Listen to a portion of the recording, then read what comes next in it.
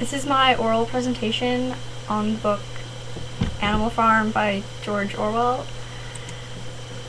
In the book Animal Farm by George Orwell, a group of animals take over a farm and start to control it. After the humans have been forced out, the pigs appoint themselves as leaders and soon a rebellion breaks out. At first, all the animals were considered equal, but it quickly became very one-sided and unfair. A satire is an ironic or humorous way to criticize people for their mistakes and a way to show how a certain way of thinking was or is wrong.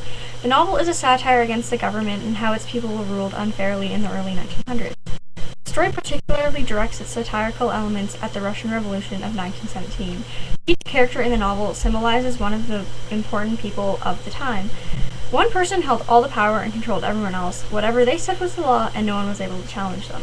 When someone becomes power-hungry, they manipulate people into believing they are always right. When someone is first given total power, it seems like a good idea until they start to abuse it.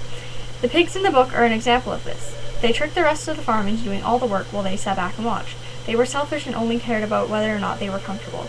It is quite ironic to think that the animals were able to take over the farm from the humans when it is always the other way around.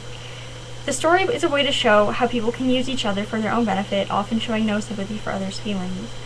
Another example is the start of the story, when the farm owners were cruel to the animals by expecting this from them but giving nothing in return.